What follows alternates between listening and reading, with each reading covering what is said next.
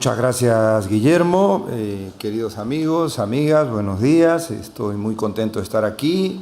No puedo empezar sino agradeciendo al Gobierno de Canarias y a mi querida compañera y amiga Margarita Ramos por haberme invitado a participar en esta maravillosa iniciativa. Y les voy a decir por qué para mí es maravillosa, aparte de la maravillosa isla, por supuesto, ¿no? Eso se da por descontado. Pero más allá de eso, también porque este es un simposio sobre el futuro del trabajo y es un simposio iberoamericano. Y esto es muy importante porque el futuro del trabajo, si verdaderamente es, solo puede ser un futuro compartido. Porque solamente puede haber derechos en esta parte del mundo si conseguimos que los haya de algún modo u otro en el resto del mundo. Dicho lo cual, me corresponde a mí hablar, según el título de la intervención que la organización ha dado a esta ponencia, estructuras y estrategias empresariales en la economía globalizada. Y yo, se ha adelantado ya Guillermo a decirlo, debo empezar indicándoles que, claro, nada caracteriza mejor la dinámica económica y productiva emergente del proceso de globalización que el despliegue de las llamadas cadenas mundiales de producción, cadenas mundiales de suministro o cadenas mundiales de valor, que todo más o menos, todos los términos finales indican a la misma idea. Conglomerados liderados por grandes grupos multinacionales que agrupan a la propia casa matriz, a las filiales, a las filiales de estas, pero también a un conjunto bastante amplio de contratistas y proveedores situados en lugares muy diversos del mundo, todos los cuales se encuentran coordinados para realizar un proceso de producción y de comercialización que termina siendo conjunto y liderado por esa casa matriz. Y claro, en los últimos años, ya Joaquín habló de esto, la importancia de estas cadenas mundiales para la producción, para el comercio y para el empleo en el mundo, pues no ha dejado de crecer. Es muy difícil calcular el número de empleos vinculados a estas cadenas de suministro, ya lo dijo Joaquín ayer. La OIT estima que comprenden aproximadamente el 25% de los empleos en los países emergentes y el 20% del empleo en los países desarrollados. Y con un cálculo de 2013 se estimó que aproximadamente o alrededor de 450 millones de puestos de trabajo se vinculaban a estas cadenas de suministro. ¿Cuántos serán ahora? Joaquín decía, calculando a grosso modo ayer, que 600 millones de trabajadores en el mundo. Pero es posible incluso que mucho más, porque el crecimiento de la importancia de estas cadenas es un crecimiento geométrico. De hecho, la Confederación Sindical Internacional estima que en las cadenas mundiales de suministro se integra nada menos que el 50% de la clase trabajadora mundial. O sea, que ya me dirán ustedes si el tema es o no importante. Las cadenas mundiales de producción o de suministro, por tanto, están cambiándole la cara, están cambiando el rostro al empleo en el mundo. Nada menos. Lo que pasa es que lo están haciendo de una manera que podemos calificar como de ambivalente o incluso de contradictoria. Y nada ilustra mejor esta idea que las declaraciones, quizá alguno de ustedes pudo ver ese programa, las declaraciones de una trabajadora textil camboyana entrevistada por Jordi Évole en febrero de 2016 para el programa Salvados. En esa entrevista, la trabajadora, después de denunciar y lamentarse de las precarias condiciones laborales que padecía, y ante la pregunta del entrevistador, ¿qué pedirías tú o qué pediría usted a los consumidores españoles? Pues terminó lanzando una clara petición a toda la audiencia: que compremos más productos fabricados en Camboya, nada menos. Y es que, claro, como reconoce la propia OIT en su resolución sobre el trabajo decente en las cadenas mundiales de suministro del año 2016, por un lado, estas cadenas están contribuyendo al crecimiento económico, a la creación de empleo, a la reducción de la pobreza, a la transferencia de conocimientos, etcétera, etcétera, etcétera. Pero por el otro, están dando lugar a déficits de trabajo decente muy importantes, que en algunos casos pueden incluso manifestarse a través de fórmulas de trabajo infantil e incluso de trabajo forzoso. Claro, surge inmediatamente, a mí me surge la siguiente pregunta. ¿Cuál puede ser la razón por la que una forma tan moderna de organización de la producción termina por estar vinculada a condiciones laborales claramente insuficientes, cuando no incluso a formas atávicas de explotación? Claro, no me parece desde luego que las empresas multinacionales, las casas matrices, estén interesadas en promover o en tolerar el trabajo infantil o el trabajo forzoso, o en promover formas de explotación laboral contrarias a los derechos fundamentales en el trabajo, como a veces se insinúa.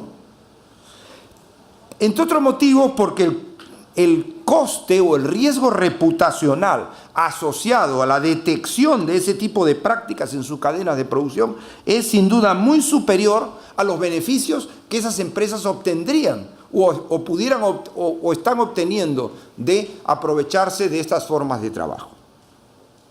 Lo que ocurre, creo que es otra cosa muy distinta, aunque vinculada, es que la dinámica de hipercompetitividad generada por el proceso de globalización y además el modelo de negocio imperante en muchos sectores, como el sector de la moda, por ejemplo, que es un modelo basado en la presión constante sobre los proveedores en materia de costes y en materia de plazos, generan un riesgo de aparición de estas prácticas.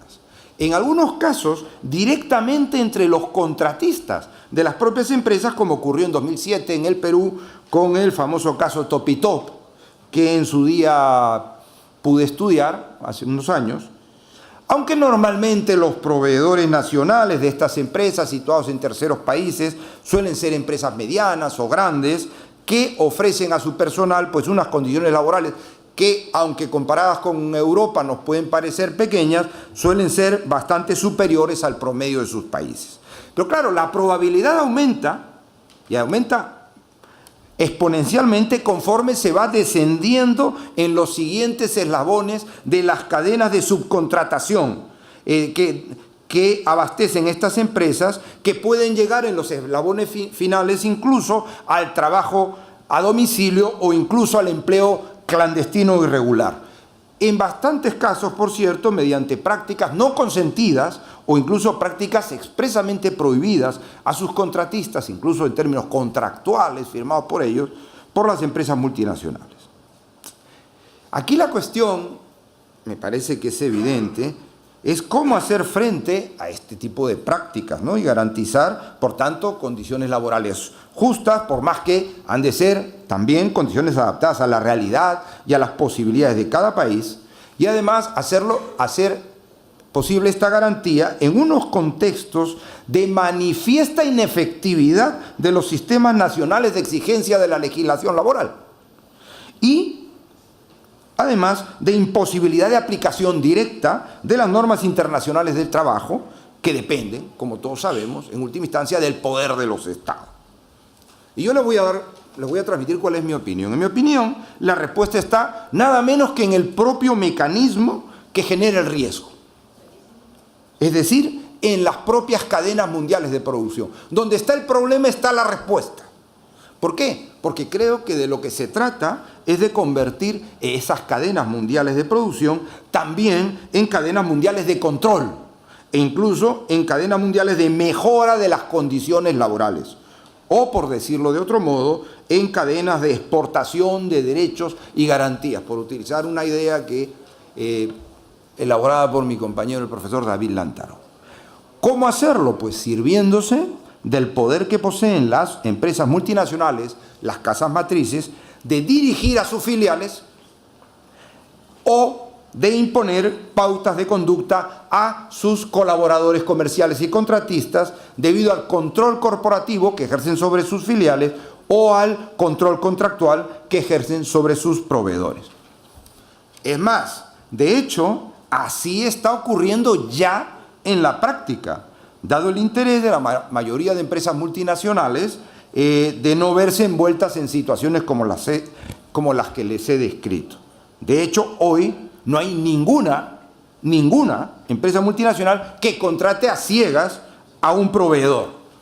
prácticamente todas tienen o cuentan con algún tipo de compromiso, aunque sea por remisión, de respeto de unos estándares sociales, laborales y medioambientales básicos en sus cadenas de producción y suministro. Y prácticamente todas, si no todas, tienen o despliegan algún tipo de fórmula o de sistema más o menos simple o complejo de verificación y supervisión de sus contratistas y proveedores.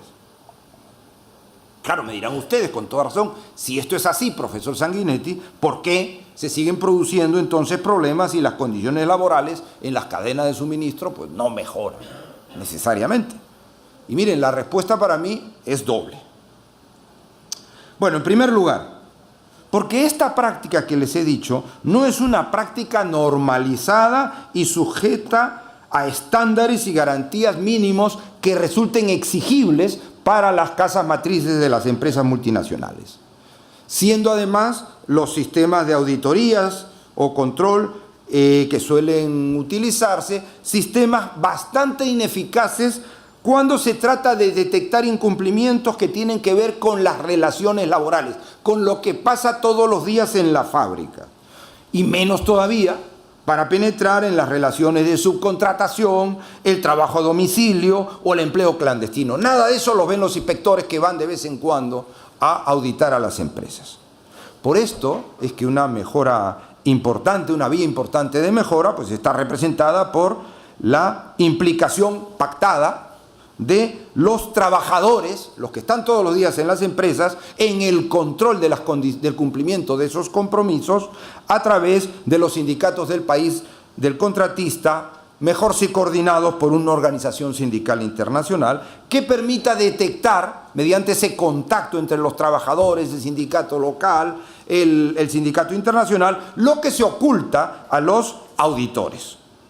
Este modelo tienes en el Acuerdo Marco Global de Inditex, empresa líder española del sector de la moda, líder mundial, su mejor versión en el modelo de Inditex, del Acuerdo Marco Global, cuyo objetivo es nada menos que garantizar el respeto de la libertad sindical y el derecho a la negociación colectiva, además de los demás derechos fundamentales proclamados o el compromiso cuyo cumplimiento se proclama como compromiso en el Código de Conducta, pero básicamente la libertad sindical, garantizarla en toda la cadena de producción mundial de esta empresa. Toda la cadena de producción mundial que llega a abarcar alrededor de 1,5 millones de trabajadores en más de 50 países, ¿no? Garantía de la libertad sindical en respaldo de los compromisos de respeto de esos derechos, como les he dicho, donde se incluyen derechos instrumentales bastante importantes, como el traslado a los sindicatos mundial y local de los datos relativos a la composición de la cadena de suministro. ¿Qué empresas son? ¿Dónde están los trabajadores? ¿Qué centro de trabajo tienen? ¿Qué resultados han dado las auditorías? Etcétera. Derecho de acceso, en segundo lugar, de los representantes sindicales de todos a los centros de trabajo y desarrollo de acciones y planes conjuntos para la aplicación del Acuerdo Marco Global y estos compromisos en la cadena de suministro. Este era un modelo único, era porque recientemente se ha replicado a través de otro acuerdo internacional para Mango, que tiene una cadena de 500.000 trabajadores aproximadamente, ¿no?, en proveedores, mediante un acuerdo que en este caso no es con un sindicato mundial, sino con Comisiones Obreras Industria, con el sindicato del país de la casa matriz, con uno de los grandes sindicatos. Ahora, en segundo lugar, para hablar de las causas de la no total eficacia o la ineficacia de este modelo, hay que tener en cuenta que estas fórmulas de control pues tienen un cariz esencialmente defensivo de los derechos más básicos, ¿no? ¿Qué mérito tiene que no haya trabajo infantil, trabajo forzoso? Mejor si no lo hay, ¿no? Y no, por tanto, promotor de una mejora razonable de las condiciones laborales que asegure la sostenibilidad social de la cadena de suministro, lo cual requiere otra cosa, ¿no? Requiere un compromiso paralelo de sostenimiento comercial por parte de la empresa multinacional respecto de sus proveedores. Hay algún ejemplo que se puede citar de cómo se puede avanzar en esta dirección, como es el de la llamada iniciativa ACT, Acción, Colaboración, Transformación, promovida por un grupo de marcas globales de la moda el Sindicato Mundial Industrial, los gobiernos y los productores y sindicatos de varios países del Asia para lograr salarios dignos para los trabajadores del sector de la moda mediante la negociación colectiva, además preferentemente de rama o industrial, que viene respaldado por las marcas a través de un compromiso de sostenimiento de la demanda. Si no, esto no funciona, evidentemente. Claro, muy bien, pero la cuestión es, me parece, por supuesto además, cómo avanzar y además, más allá de la voluntariedad que puede funcionar razonablemente bien en sectores como el sector textil o de la moda, donde la reputación de las marcas es fundamental. ¿Cómo avanzar más allá de esos sectores, de los que provienen los ejemplos que se he dado, en convertir esas cadenas mundiales de producción en cadenas mundiales de control, en cadenas mundiales de mejora de las condiciones laborales? Y yo creo que la respuesta está en lo que se ha venido a llamar, la expresión proviene de la profesora Isabel Dogarey, la hibridación de técnicas normativas en refuerzo de ese papel. Me voy a explicar. Bueno, un primer paso en esta dirección estuvo representado por la aprobación de la Directiva 2014-95 de la Unión Europea, que crea, porque todavía está vigente, claro, la obligación de divulgar en los informes anuales de gestión de las empresas que por la importancia de su volumen de operaciones, de actividades, el número de trabajadores, puedan ser consideradas como entidades de interés público, de divulgar en esos informes un informe específico sobre el impacto social de sus actividades y los riesgos generados por sus actividades, en el que se incluye una descripción de las políticas y los procedimientos de diligencia debida aplicados en sus cadenas mundiales de suministro y subcontratación, con el fin de detectar, prevenir y atenuar los efectos adversos existentes o potenciales. ¿Cómo se explica? No en la parte resolutiva, pero sí en la parte considerativa de esta directiva. Porque claro, como podemos advertir, aquí la norma está partiendo, la directiva, de entender que la organización de la producción a través de cadenas mundiales de suministro es una fuente de riesgos en sí misma, que las empresas deberán detectar, prevenir y atenuar mediante la adopción de políticas basadas en el uso de su influencia sobre la cadena y de las cuales están obligadas a informar. Es decir, lo que subyace a la norma es la imposición a las empresas de actuar con diligencia frente a cualquier exceso, una idea que las impulsa a tratar de convertir sus cadenas de producción en cadenas de control. Esta línea es una línea en la que profundizan, siguiendo esta base, otras normas europeas posteriores. En primer lugar, la británica de 2015, la ley británica sobre esclavitud moderna, pero sobre todo y muy particularmente la ley francesa sobre el deber de vigilancia de las casas matrices sobre sus filiales y proveedores de febrero del año 17, que da algunos pasos más en esta dirección, partiendo igualmente de la idea de que la organización de la producción en cadenas internacionales de filiales y contratistas es una fuente de riesgos para los que la norma denomina los derechos humanos, el medio ambiente, la salud y la seguridad. Y en función de eso, la norma establece claramente un deber de vigilancia, de aplicación además extraterritorial, en cabeza de todas las sociedades con sede en territorio francés que den empleo dentro del territorio, entre ellas y sus filiales, a 5.000 trabajadores, o en el territorio y en el exterior a 10.000. Deber que se concreta, deber de vigilancia en la elaboración con participación de los sujetos interesados, dice la norma, de un plan de vigilancia. Plan de vigilancia que deberá incluir hasta 5 extremos: mapa de riesgos con identificación y análisis jerárquico de estos, procedimientos de evaluación periódica de las filiales y colaboradores con los que las empresas tengan lo que la norma llama una relación comercial consolidada, acciones de atenuación de esos riesgos y de prevención de perjuicios, mecanismos de alerta establecidos además con la participación de los sindicatos representativos, esta idea del sindicato presente en el control, y un dispositivo de seguimiento, yo prefiero hablar de seguimiento o monitorización, lo que en América se dice monitoreo, de seguimiento de las medidas adoptadas y de evaluación de su eficacia. ¿Cuál es la aportación fundamental de esta ley? Pues convertir los que hasta ahora han venido siendo mecanismos voluntarios creados a través del compromiso ético, el interés reputacional de cuidar su reputación de las empresas multinacionales, en instrumentos obligatorios que están dirigidos a eso, a convertir las cadenas de producción de las empresas de todos los sectores, no solo los sectores más sensibles a la censura, en cadenas de control.